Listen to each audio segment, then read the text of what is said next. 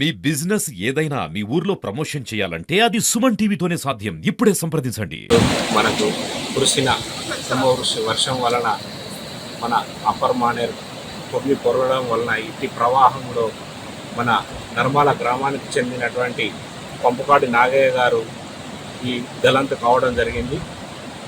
మరియు అదే రోజు అవతల ఒడ్డుకు కూడా ఒక 6 ఉండిపోవడం జరిగింది. వారితో పాటు వ్యవసాయ పనులకు వెళ్ళినటువంటి వారు ఇతను నేను దాటుతా అనే ఉద్దేశంతో రావడంతో అప్పుడే సడన్గా వాగు పెరగడం వలన గలంతు కావడం జరిగింది. అటు ప్రవాహంలో అటు సైడ్ ఉన్న వారిని తెల్లవారుజామున రెస్క్యూ చేసి బయటకు తీసుకురావడం జరిగింది. విద్యలో గల్లంతైన నాగయ్య కోసం ప్రత్యేకంగా గౌరవ జిల్లా కలెక్టర్ గారి ఆదేశంలో క్రమం 5 టీంలను చేసి స్పెషల్ ఎస్డిఆర్ఎఫ్ బృందాలు మరియు రెవెన్యూ, పంచాయతీరాజ్, పోలీస్, ఇరిగేషన్ శాఖలతో ప్రత్యేకంగా 5 బృందాలను వేసి గాలింపు చర్యలు చేపట్టడం జరిగింది. ఇప్పటికీ 3 రోజుల నుండి గాలింపు చేయడం జరుగుతుంది. కానీ ఇప్పటివరకు అయితే ఆచూకీ లభ్యం కాలేదు. మా శాయశక్తుల గాలింపు చర్యలు చేపట్టి ఎంత రిస్క్ ఉన్న ప్రవాహం ఇప్పుడు మీరు చూస్తున్నారు. మా వెనుక ప్రవాహం అతిగా ఉన్నా కూడా మా ఎస్డిఆర్ఎఫ్ బృందాలు ధైర్య సాహసాలను వాళ్ళని మెచ్చుకోవచ్చు. ఎందుకంటే వాళ్ళు ఎంతో ధైర్యంగా లోపలికి వెళ్ళి ప్రతి చెట్టు బండ కింద ప్రతి ఒక్క కాడ కూడా పరిశీలిస్తున్నారు. మా అన్నయ్య అక్కడ మానేరు డ్యామ్ దగ్గర రోడ్డు నుంచి వాటర్ వంగ అక్కడ బలరు కొట్టుకత్తని వెళ్ళిపోయింది. అక్కడ నుంచి వాటర్ ఎక్కువ వస్తుంది అని జల్దీ ఇటు వచ్చే వాటర్ ఎక్కువ అందులో కొట్టుకుపోయింది మానేరు. అందరం ఎంఆర్ఓ సాబు, రెస్క్యూ టీం అందరం కష్టపడి రోజు తిరుగుతున్నాం. ఈ రోజుకు 6 రోజులు అయినా కానీ జాడ దొరుకుతలేదు. తెలియాలని వెతుకుతున్నాం. డ్యామ్ మొత్తం క్లోజ్ అయితే దొరుకుతారని ఆశిస్తున్నాం. రైతులు కానీ, మత్స్య కార్మికులు కానీ, ఊళ్ళకి తెలిసినా కానీ మాకు కానీ మా నంబర్ లేకపోతే పోలీస్ సిబ్బంది కానీ చెప్పగలరని మనం చేస్తున్నాం. తెలిసిన వ్యక్తులు ఎవరు కానీ. మాది ఇరిగేషన్ డిపార్ట్మెంట్ కాకుండా మా అన్నయ్య మా పెద్దనాన్న కొడుకు అతను బలరు మేపడానికి బయట వేరే ప్రాంతానికి వెళ్ళాడు. మళ్ళీ తిరిగి రావడానికి ఆలోపు వచ్చేసరికి 2 నిమిషాలలో వరద ప్రవాహం ఎక్కువ అయ్యి వరద నీటిలో కొట్టుకోపోవడం జరిగింది. గత 5 రోజుల నుంచి ఇప్పటి వరకు జాడ తెలుస్తలేదు. ఎస్డిఆర్ఎఫ్ డిపార్ట్మెంట్ వాళ్ళు, ఎంఆర్ఓ సారు, మన పిఆర్ డిపార్ట్మెంట్ ప్రతి ఒక్కళ్ళము కష్టపడతాం. ఇంతవరకు ఆచూకీ దొరుకుతలేదు. దాని గురించి శ్రమ దొరికేంత వరకు మా సిబ్బందితో అందరము వెతకగలి తిరుగుతాము.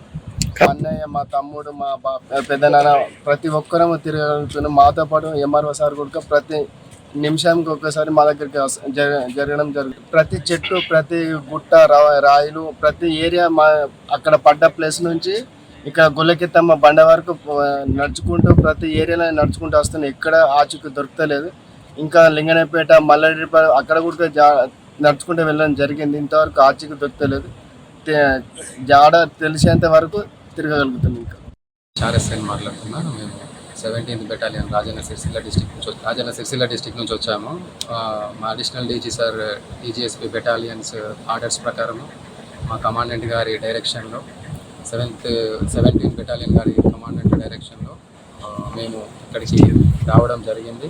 ఎస్డిఆర్ఎఫ్ టీమ్స్ మేము ఇప్పటివరకు గత వారం రోజులుగా ప్రతిరోజు ఈ మానేరు వాగులో అండ్ మల్లారెడ్డిపేట దగ్గర బ్రిడ్జ్ దగ్గర వాగులో మేము రెస్క్యూ ఆపరేషన్స్ చేయడం జరిగింది.